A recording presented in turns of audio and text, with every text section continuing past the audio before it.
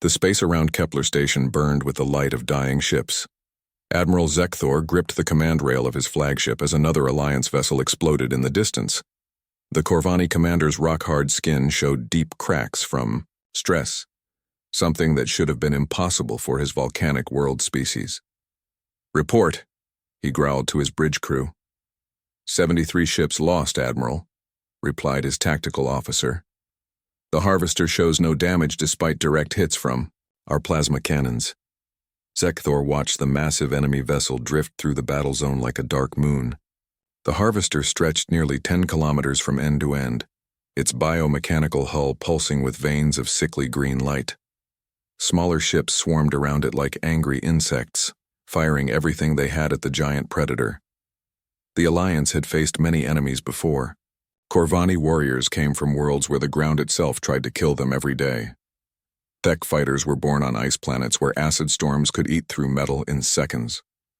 The crystalline Vorthon had evolved on worlds bathed in deadly radiation that would cook most species alive, but none of them had ever faced anything like the Harvester. "Sir, the Thek squadron is requesting permission to ram the target," reported the communications officer. "Denied," Zekthor said quickly. "We've already lost too many good warriors to that tactic." The Harvester had appeared 6 months ago in the Outer Rim territories. At first nobody took it seriously. One ship against entire planetary defense. Fleet seemed like a joke. Then the reports started coming in. Whole star systems going dark. Billions of lives simply vanishing without a trace. The Alliance had sent their best. 200 ships crewed by the toughest warriors in the galaxy. Veterans who had fought through conditions that would kill most species in minutes. They brought weapons that could crack planets and shields that could stop supernovas. None of it mattered. "Admiral, detecting another drone wave," called the sensor operator. "Estimated count, over 3,000. Zekthor closed his eyes. Each drone was the size of a fighter craft, equipped with adaptive weapons that changed to counter whatever the Alliance used against them. The first wave had been easy to destroy. The second wave learned from the first. By the 10th wave, the drones were nearly impossible to kill. "All ships, prepare for evasive maneuvers," he ordered. The Alliance fighters scattered as the drone swarm approached. Corvani pilots in their heavy assault craft opened fire with everything they had.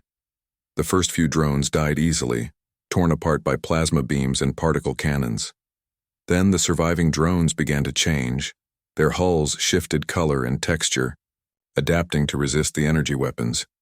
Return fire lanced out from the swarm, each shot perfectly calculated to exploit weaknesses in Alliance ship designs. More Alliance vessels died in the opening seconds than in the previous hour of fighting. "This is impossible," muttered the tactical officer. "How can they adapt so fast?" "Because they learn," Zekthor replied grimly. "Every shot we fire teaches them how to defend against the next one." Far from the main battle, a small human ship drifted silently through space. The UES Phoenix was barely 200 meters long, tiny compared to the massive Alliance warships. Captain Jake Morrison stood on the bridge watching the battle through the main viewer with growing horror. "Amy, are you getting all this?" he asked his tactical officer. Lieutenant Amy Brooks nodded, her fingers flying over her console. "Recording everything, sir. I've never seen weapons like these before." The Phoenix had been conducting a routine survey mission in this sector when they detected the massive energy signatures. Morrison had ordered the ship to investigate, expecting to find some kind of natural phenomenon. Instead, they had stumbled into the biggest space battle any human had ever witnessed. "Pete, how are our engines?" Morrison called to his chief engineer. "Running. Quiet, Captain," Pete Sullivan replied from his station. "We're too far out for their sensors to notice us, but I can jump us out of here in 30 seconds if needed." Morrison watched another Alliance ship die under drone fire. The vessel's hull came apart like paper, spilling atmosphere and crew into the vacuum. He had served 20 years in Earth's Space Force, but nothing had prepared him for this level of destruction. "Lisa, any luck with communications?" he asked. Communications Officer Lisa Wang shook her head. "I'm picking up transmissions, but the language barriers are too complex. I think I'm starting to identify some patterns, but it'll take time." "Sir?" Amy called out suddenly. The big ship is moving. The Harvester had been drifting slowly through the battle, seemingly content to let its drones do the fighting. Now the massive vessel was turning, its biomechanical hull rippling like living tissue. Green light pulsed brighter along its surface as weapons ports began to open. All Alliance ships, Scatter Pattern 7, came a transmission that Lisa's computers were just starting to translate. Repeat, Scatter Pattern 7. The Harvester is charging main weapons. The Alliance fleet tried to spread out, but there were too few ships left and too little space to maneuver. The Harvester's main guns charged with a sound that somehow carried through the vacuum, a deep thrumming that made the Phoenix's hull vibrate. When the Harvester fired, reality seemed to bend around the energy beams. Space itself twisted and warped as the weapons struck their targets. Alliance ships simply ceased to exist, not destroyed but somehow erased from the universe entirely. "Dear God," whispered Morrison, "what kind of weapon is that?" Half the remaining Alliance fleet vanished in the first volley. The survivors tried to regroup, but their formation was broken. Panic spread through the fleet channels as crews realized they were facing something beyond their understanding. Admiral Zekthor knew the battle was lost. His tactical display showed less than 50 ships remaining from the original 200. The Harvester showed no signs of damage despite hours of concentrated fire from the galaxy's most advanced weapons. "All ships," he transmitted, "prepare for final attack pattern. We die here, but we die as warriors." The remaining Alliance vessels formed up for one last charge. Corvani heavy cruisers led the way, their hulls glowing red-hot from weapon discharge. Tech fighters followed close behind, their Iceworld pilots screaming battle cries over the comm channels. Fourth-hand crystal ships brought up the rear, their radiation-hardened crews ready to ram the Harvester if necessary. Morrison watched the desperate charge begin and felt something twist in his stomach. These alien warriors were about to die fighting, an impossible battle, and there was nothing he could do to help them. "Captain," Amy said quietly, "I'm detecting something. The big ship, it's scanning us." Morrison's blood went cold. "What?" "The Harvester just turned sensors in our direction. I think it noticed us." On the main screen, the massive enemy vessel was indeed turning. Its biomechanical hull pulsed with green light as weapons began to track toward the tiny human ship. The Phoenix was completely outclassed, armed with nothing but basic kinetic weapons and chemical explosives. "Pete, get us out of here," Morrison ordered. 30 seconds to jump, Captain," Sullivan replied, his voice tight with concentration. But the Harvester was faster. Interceptor craft detached from the main vessel, sleek predators designed to run down fleeing prey. They accelerated toward the Phoenix with impossible speed, closing the distance in seconds. Morrison watched death approaching and made a decision that would change everything. Instead of ordering retreat, he opened a channel to the Alliance fleet. "Unknown. Alien vessels," he transmitted, hoping someone would understand. "This is Captain Jake Morrison of the Earthship Phoenix. We see you fighting. We want to help." The channel went silent except for the static of dying ships and the sound of weapons fire. Then, impossibly, a voice responded in broken but understandable English. "Human ship," came Admiral Zekthor's reply. "You must flee. This enemy cannot be defeated. Save yourselves while you still can." Morrison looked around his bridge at the faces of his crew. They were scared, but they were also determined. The Phoenix might be small and primitive compared to these advanced civilizations, but they were still human, and humans had never been good at running from a fight. "Negative, Admiral," Morrison replied. "We're staying. Tell us how to help." The Harvester's interceptor craft closed in on the Phoenix like metal sharks smelling blood. Captain Morrison watched the distance counter drop on his tactical display as the alien hunters approached his ship. 3 sleek vessels, each one twice the size of his own ship and armed with weapons he could not even identify. 20 seconds to intercept," reported Amy Brooks from her tactical station. "They're moving faster than anything I've ever seen." Morrison gripped his command chair. The smart thing to do was run. His ship was built for exploration, not combat. Against these advanced alien hunters, the Phoenix had about as much chance as a rowboat against a battleship. "Captain," called Pete Sullivan from engineering. "I can have us in hyperspace in 15 seconds. We need to go now." But Morrison was watching the main battle display. The Alliance fleet was dying. Less than 40 ships remained from the original 200, and the Harvester had not even begun to show its full power. These alien warriors were fighting to save their entire civilization, and they were losing. "Lisa, are you making any progress with their language?" Morrison asked. Communications Officer Lisa Wang looked up from her console with excitement. "Yes, sir. I think I've cracked the basic structure. Their computer systems are helping translate. I can establish two-way communication now." "Do it. Open a channel to their commander." The main screen flickered and Admiral Zekthor appeared. The alien's rock-like face showed deep stress fractures, and his red eyes burned with desperate determination. Behind him, Morrison could see the chaos of a ship's bridge during battle. "Human captain," Zekthor spoke, his words now clearly translated. "You have courage, but courage alone will not save you here. The Harvester has destroyed civilizations that were fighting this war for thousands of years before your species learned to make fire." "Maybe so," Morrison replied. "But we're here now, and we don't abandon people who are fighting for their lives." Zekthor's expression shifted to something that might have been surprise. "You would risk your ship and crew for strangers? Your vessel is primitive by our standards. You have no weapons that could hurt the Harvester." "Sometimes the best weapon is the one nobody expects," Morrison said, though he was not sure he believed it himself. On the tactical display, another Alliance ship died under drone fire. The vessel broke apart in a shower of sparks and debris, its crew of hundreds lost in seconds. Morrison felt sick watching it happen. "Admiral," he continued, "we may not have your advanced weapons, but we know how to fight. Tell us about this enemy. How does it work? What are its weaknesses?" Dr. Elena Martinez, the Phoenix's science officer, moved to stand beside Morrison. She had been studying the battle data Amy was collecting, and her face was pale with concentration. "Captain," she said quietly, "I think I'm seeing a pattern here."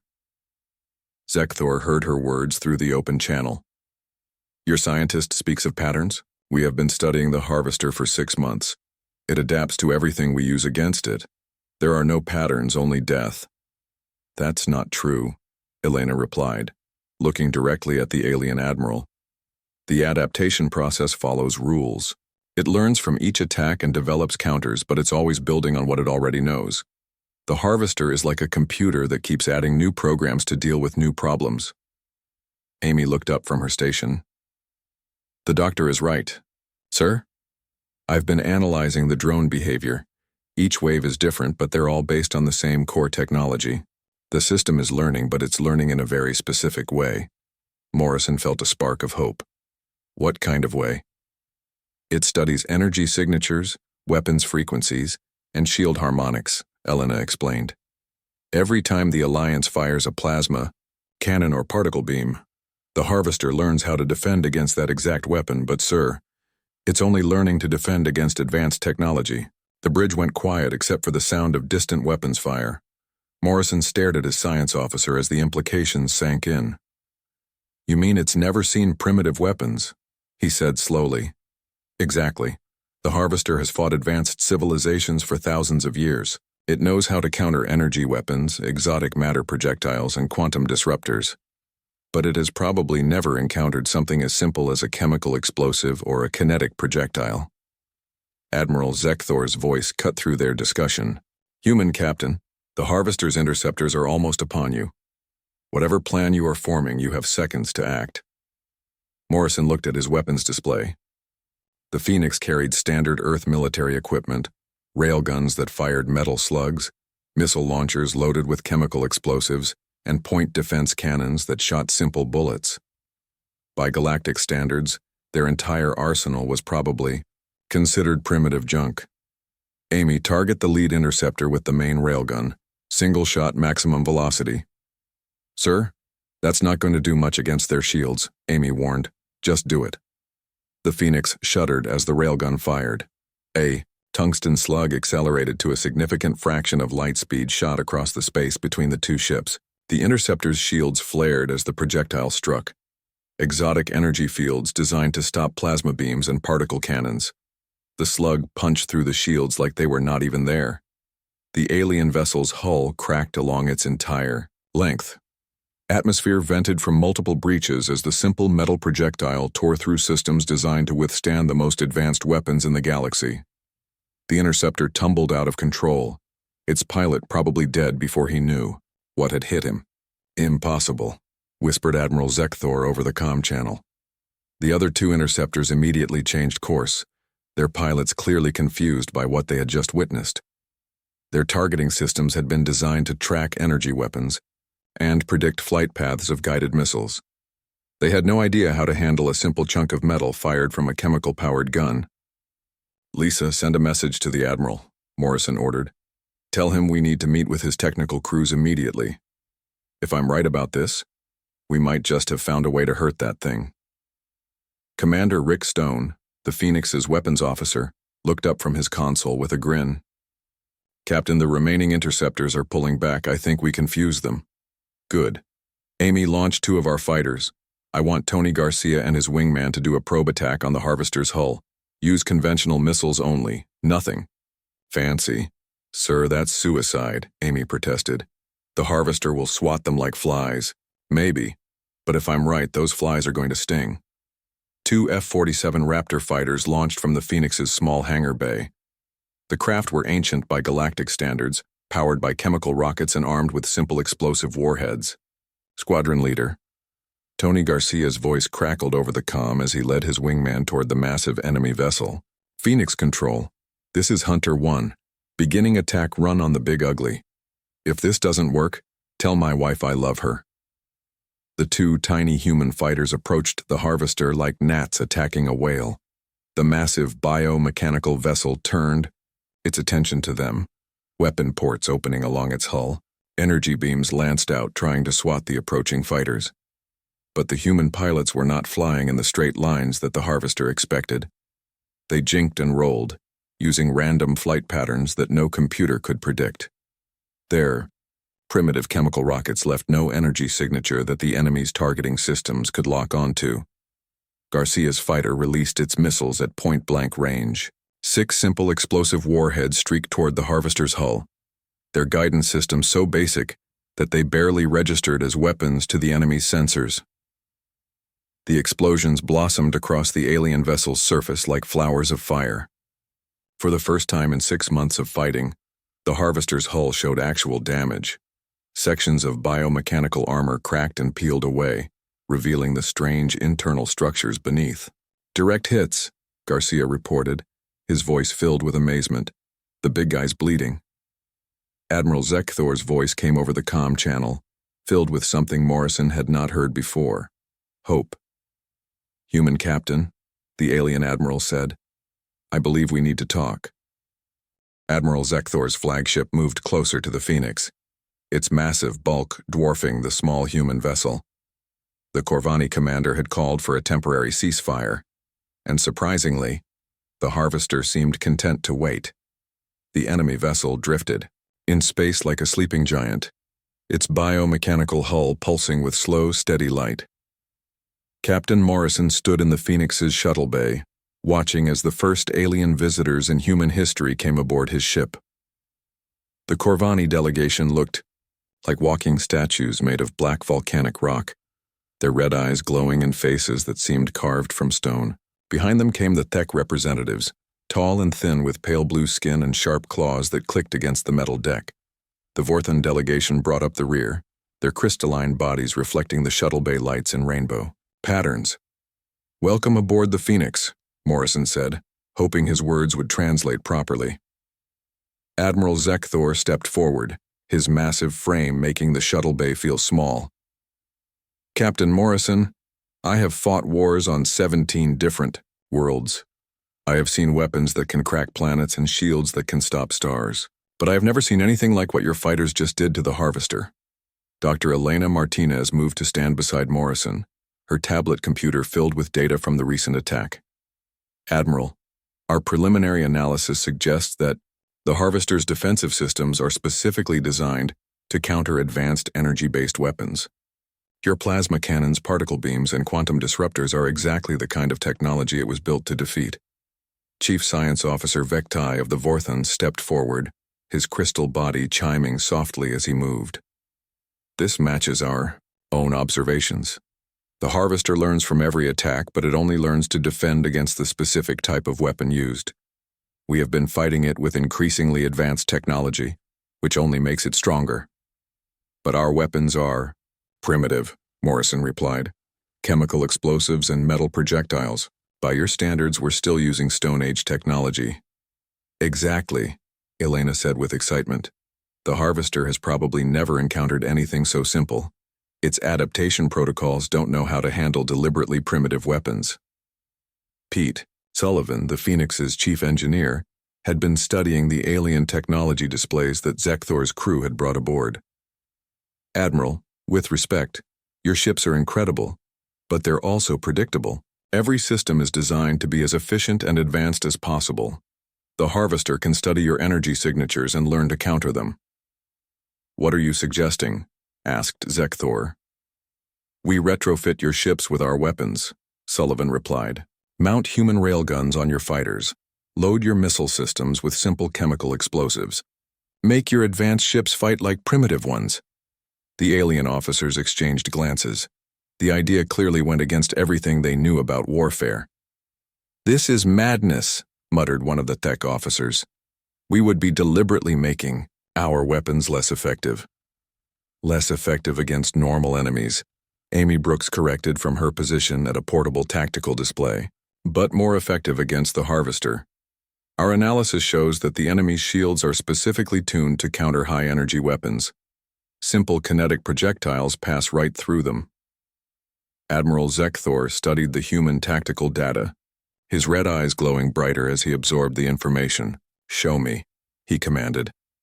The group moved to the Phoenix's bridge, where the main screen displayed a detailed analysis of the recent fighter attack. Elena used a laser pointer to highlight specific sections of the data. Here you can see the Harvester's shield response to your alliance weapons, she explained. The shields adapt within seconds, creating perfect counters to each energy signature. But when our fighters attacked with simple explosives, the shields didn't even activate properly. The system doesn't recognize chemical explosives as a threat, added Amy. It's like trying to swat a fly with a force field designed to stop bullets. Vektai's crystal body pulsed with thoughtful light. The implications are staggering. We have been fighting this war with our greatest strength, but that strength has become our weakness. Not weakness, Morrison corrected. Just predictability. The Harvester has fought advanced civilizations for thousands of years. It knows how to counter everything you can throw at it, but it's never fought someone who deliberately chooses inferior weapons. The bridge shook suddenly as the Harvester fired its weapons at a group of Alliance ships that had drifted too close. 3 vessels simply vanished, erased from existence by the enemy's reality-warping guns. We're running out of time, Zekthor said grimly. My fleet is down to 37 ships. If we're going to try this plan, it must be now. How long would it take to retrofit your fighters with our weapons? Morrison asked Sullivan. The engineer scratched his head. That's the beauty of simple technology, Captain. Human weapons are designed to be easily maintained and quickly installed. Give me 6 hours and I can have railguns mounted on a dozen of their fighters. You have 4 hours, Zekthor replied. The Harvester won't wait much longer. The next few hours passed in a blur of activity. Human and alien engineers worked side by side, mounting primitive Earth weapons on advanced alien fighters. The process was crude but effective. Chemical explosive warheads were loaded into Thek interceptors. Corvani assault craft received human autocannons that fired simple metal bullets. Vorthon heavy fighters were equipped with experimental railgun systems that Pete Sullivan had jury-rigged from spare parts. Commander Rick Stone worked with Alliance weapons officers, teaching them to aim manually instead of relying on computer targeting systems. The key is unpredictability, he explained to a group of Corvani pilots. Don't fly in formation, don't use standard attack patterns, be random, be chaotic, be human. Squadron leader. Tony Garcia, led training exercises with alien pilots, showing them how to use primitive weapons effectively. "Forget everything you know about elegant warfare," he told them. "We're going to fight dirty, fight ugly, and fight like our lives depend on it." Dr. Martinez worked with Vecti to analyze the harvester's behavior patterns. "It's learning," she reported to Morrison. "The enemy is starting to recognize that something has changed. It's cycling through defensive configurations trying to understand why its shields failed." "How long before it adapts to our weapons?" Morrison asked. "Unknown. But every minute we delay gives it more time to figure out how to counter us." Navigator Sam Foster had been calculating battle formations, adapting human naval tactics for three-dimensional space combat. "Captain, I've got a plan. We hit the harvester from multiple directions simultaneously, use the Alliance's superior speed and maneuverability, but arm them with our weapons." "What do you call it?" Morrison asked. "Operation Sledgehammer," Foster replied with a grin.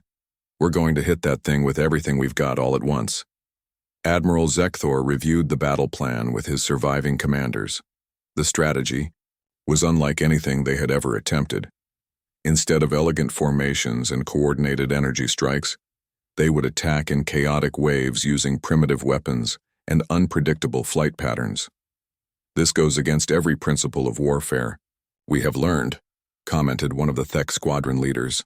"Good," Zekthor replied. "If it goes against our principles, it will certainly go against the harvester's expectations."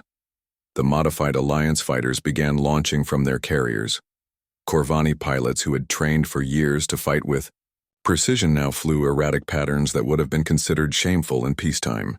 Thek interceptors loaded with chemical explosives ignored standard attack formations in favor of random approaches that no computer could predict. The harvester seemed to sense that something was different. Its biomechanical hull pulsed faster, and weapon ports opened along its surface. The enemy vessel began powering up its main guns, preparing to erase the approaching Alliance forces. "All ships," Morrison transmitted to the combined fleet. "Remember what we learned. Be unpredictable, be primitive, be human." The first wave of modified fighters reached the harvester's perimeter. The enemy's defensive systems activated, energy, shields flaring to life to stop the expected plasma beams and particle cannons.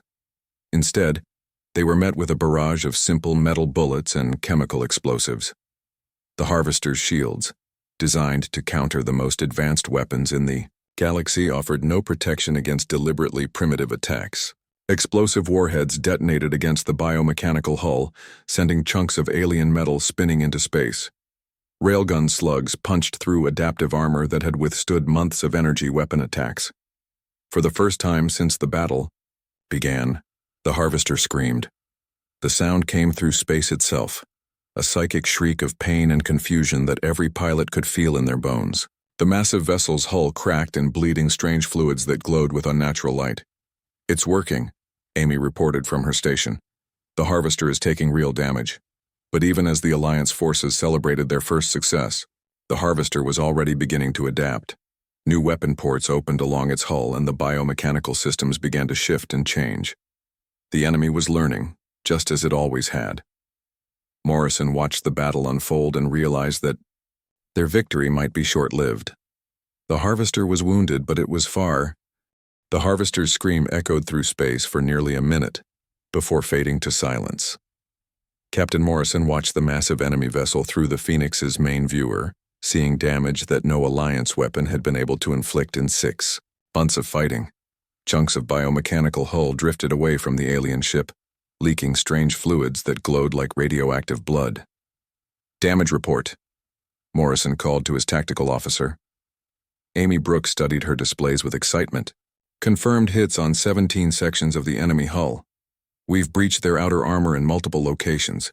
Whatever that thing is made of, it doesn't like chemical explosives."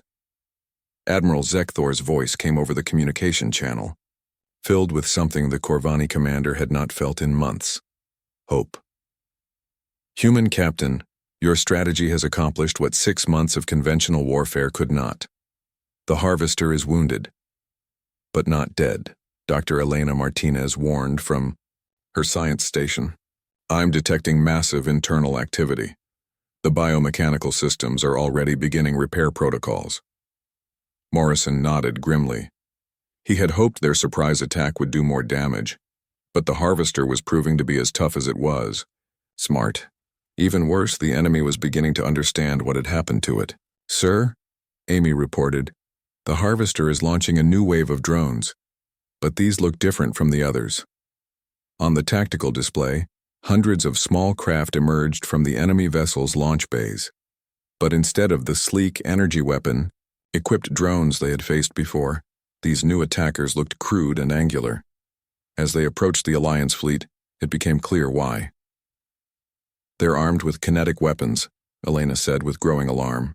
"The Harvester has built its own versions of our railguns and missile systems." Commander Rick Stone shook his head in disbelief. "It learned to copy our primitive weapons in less than an hour. That's impossible." "Not impossible," Morrison replied. "Just very, very dangerous." The new hybrid drones opened fire on the Alliance fleet with weapons that looked suspiciously familiar. Chunks of metal accelerated to incredible speeds tore through Alliance shields that had been designed to stop energy beams. Chemical explosives detonated against ship hulls, causing damage that quantum barriers could not prevent. "All ships, evasive. Maneuvers," Admiral Zekthor ordered. "The enemy has turned our own tactics against us." The Alliance pilots found themselves facing an enemy that combined the worst of both worlds. The drones had all the speed and maneuverability of advanced technology, but they were armed with primitive weapons that could penetrate Alliance defenses. Even worse, they were controlled by the Harvester's vast intelligence, giving them perfect coordination and tactical awareness. "Captain," Pete Sullivan called from engineering, "we've got a problem. The Harvester isn't just copying our weapons, it's improving them." Morrison looked at the tactical display and saw what his engineer meant. The enemy drones were firing projectiles that moved faster than anything the Phoenix could produce. Their explosive warheads were more powerful than human military equipment. The Harvester had taken human weapons technology and made it better.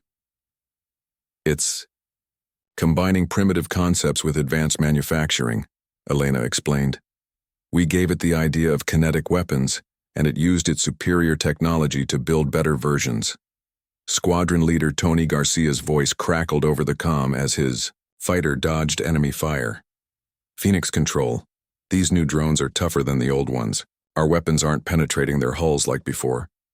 Morrison realized they were facing a nightmare scenario. The Harvester had learned not just to defend against primitive weapons, but to use them more effectively than the humans who had invented them. The enemy was adapting faster than anyone had thought possible. "Admiral," Morrison called to Zekthor, "we need to fall back and regroup. This isn't working anymore." "Agreed," came the reply. "All Alliance ships, withdraw to rally. Point Beta, we need to develop new tactics." The combined fleet began pulling back from the Harvester, but the enemy was not content to let them escape. The massive vessel itself began to move, its biomechanical hull rippling as internal systems powered up. New weapon ports opened along its surface, revealing artillery pieces that looked disturbingly similar to human designs. "It's building railguns," Amy reported with horror. "Massive ones." The Harvester's new weapons opened fire, launching projectiles the size of small asteroids at the retreating Alliance fleet. The kinetic bombardment was devastating. Alliance ships that had survived months of energy weapon attacks were torn apart by simple chunks of metal moving at relativistic speeds.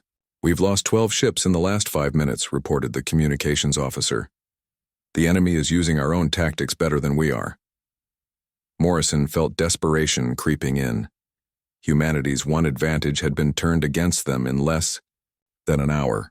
The Harvester was not just adapting to their weapons, it was perfecting them. "Captain," Elena called from her station, "I think I understand what's happening. The Harvester isn't just copying our technology, it's learning our entire approach to warfare." "What do you mean?" Morrison asked. "Human warfare is based on unpredictability, creativity, and the willingness to use whatever works," Elena explained.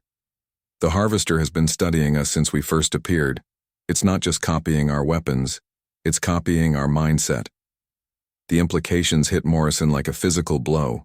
The enemy was learning to think like humans, to fight like humans, to be unpredictable like humans. But it was doing all of this with vastly superior technology and resources.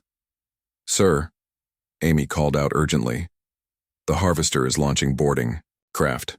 They're heading for the damaged Alliance ships." Morrison watched in horror as sleek attack craft detached from the enemy vessel and raced toward Alliance ships that had been crippled in the fighting. These boarding parties would capture Alliance technology and crew members, giving the Harvester even more information to work with. "We can't let them take prisoners," Morrison said. "Admiral, your people need to abandon those ships now." "Already ordered," Zekthor replied grimly. "But some of my crews are trapped. Their life support systems are failing." Navigator Sam Foster looked up from his station with determination. "Captain, I've got an idea. It's crazy, but it might work." "At this point, crazy is all we have left," Morrison replied. "The Harvester is learning to fight like us, right? But there's one thing about human warfare that it can't copy." "Which is?" "Sacrifice," Foster said simply. "The willingness to throw away everything for a cause greater than yourself. The enemy can copy our weapons and our tactics, but it can't copy our spirit." Morrison understood immediately. The Harvester was a logical entity, designed for conquest and survival. It could learn to use primitive weapons and unpredictable tactics, but it could not truly understand the human concept of fighting without hope of victory. "You're talking about a suicide mission," Morrison said. "I'm talking about buying time," Foster replied. "The Alliance needs to regroup and figure out new tactics. Someone has to hold the Harvester here while they escape." Admiral Zekthor's voice cut through their discussion. "Human Captain, my sensors show the Harvester preparing another major assault. Whatever we're going to do, it must be now." Morrison looked around his bridge at the faces of his crew. They were scared, but they were also determined. These people had volunteered to explore the unknown reaches of space, knowing they might never return home. Now they faced an enemy that threatened the entire galaxy. "All hands, this is the captain," Morrison announced over the ship's communication system. "We're going to buy the Alliance time to escape. This is a volunteer mission, only. Anyone who wants to transfer to Alliance ships has permission to do so." The bridge crew remained at their stations. Throughout the ship, not a single person requested transfer. "Well," Morrison said with a slight smile, "I guess we're all in this together. Amy, target the Harvester's main hull. Pete, give me everything the engines have got. We're going to ram that thing." "Sir," Amy said quietly, "even if we penetrate their hull, one ship isn't going to be enough to destroy something that size." "Maybe not," Morrison replied. "But we're not trying to destroy it. We're trying to teach it something it's never learned before. Which is that some fights are worth losing." The Phoenix turned toward the Harvester, its small engines burning at maximum power as it accelerated toward the massive enemy vessel. Behind them, the Alliance fleet continued its retreat, but Morrison could see that many ships were slowing down, their crews unwilling to abandon the humans who had given them hope. "Captain," Tony Garcia's voice came over the comm, "my fighter squadron is staying with you. If you're going to ram that thing, you're going to need escort." "Same here," came another voice from a Corvani pilot. "The humans showed us how to fight. Now we show them how to die with honor." Morrison felt a lump in his throat as he realized that dozens of Alliance fighters were forming up around the Phoenix. Warriors from species that had been fighting this war alone for months were choosing to stand with humanity in what might be their final battle. "All right then," Morrison said. "Let's go teach this thing what it means to fight like humans." The combined force of human and alien ships raced toward the Harvester, their primitive weapons ready for one last desperate attack. Behind them, the Harvester's new hybrid drones gave chai. The Phoenix raced toward the Harvester with dozens of Alliance fighters beside it. Captain Morrison watched the massive enemy vessel grow larger on his screen, its biomechanical hull pulsing with angry red light. Weapon ports opened along its surface like angry eyes, tracking the approaching ships with deadly precision. "Distance to target 2,000 kilometers in closing," reported Navigator Sam Foster. "Impact in 90 seconds. Morrison gripped his command chair as the Harvester's defensive systems came online. Energy beams lanced out from the enemy vessel, but the attacking ships scattered in random patterns that no computer could predict. Human and alien pilots worked together, covering each other as they pushed through the defensive fire. "Sir," Amy Brooks called from her tactical station, "the Harvester is launching everything it has. I count over 500 drones moving to intercept us." "Let them come," Morrison replied. "We're not stopping for anything." Squadron leader. Tony Garcia's voice crackled over the comm as his fighter weaved between enemy fire. "Phoenix Control, we're taking heavy losses but still pushing through. Whatever you're planning to do, you better do it fast." Dr. Elena Martinez worked frantically at her science station, studying the Harvester's hull structure as they approached. "Captain, I've found what might be a weak point. There's a section near the center where the biomechanical systems seem to converge. If we can get a nuclear warhead inside that area—" "We don't have nuclear warheads," Morrison pointed out. "Actually, sir, we do," Pete Sullivan called from engineering. "The Phoenix carries a small nuclear reactor for emergency power. I can overload it manually, but someone would have to stay behind to trigger the explosion." Morrison felt his heart sink. He had hoped to ram the Harvester and somehow survive, but it seemed their sacrifice would be total. Around them, Alliance fighters were dying under enemy fire, their pilots choosing to stand with humanity even though it meant certain death. "All right, Pete, start preparing the reactor for overload. But nobody stays behind until we know this. We'll work." Admiral Zekthor's voice came over the communication channel from his retreating flagship. "Human Captain, my long-range sensors show the Harvester preparing its main weapons. It means to destroy you before you can reach it." "Then we better hurry," Morrison replied. The Harvester's massive reality-warping guns began to charge. Space, itself bending around the weapon emplacements. Morrison had seen what those guns could do. They did not just destroy ships, they erased them from existence entirely. 60 seconds to impact, Foster reported. "The enemy main guns will be ready to fire in 30 seconds. Morrison made a decision that would haunt him for the rest of his life, however long that might be. "All fighters, break off your attack. Runs. Form up on the Harvester's main guns and keep them busy." "Sir, that's suicide," Tony Garcia protested. "So is letting them fire on us. Do it." The surviving Alliance fighters peeled away from their escort formation and dove toward the Harvesters. Weapon emplacements. They fired everything they had at the massive guns, their primitive weapons causing small but significant damage to the charging systems. The Harvester's guns fired anyway, but the targeting was off. Reality-warping beams passed close enough to the Phoenix to make the hull groan under impossible stresses, but the ship held together. 30 seconds to impact, Foster announced. Morrison could see individual details on the Harvester's hull now. The biomechanical surface writhed and pulsed like living tissue, and strange symbols glowed along its length in patterns that hurt to look at directly. "Elena, where exactly do we need to hit?" Morrison asked. "There." She pointed to a section of hull that looked slightly different from the rest. "That area appears to be some kind of central processing node. If we can destroy it, we might disrupt the Harvester's coordination systems." "Pete, how long do you need to overload the reactor?" 5 minutes after we penetrate the hull," Sullivan replied. "But Captain, the radiation will kill anyone within a kilometer of the explosion. There's no way to survive this." Morrison nodded grimly. He had known this was a one-way trip from the moment they started their attack run. "All right. Amy, target.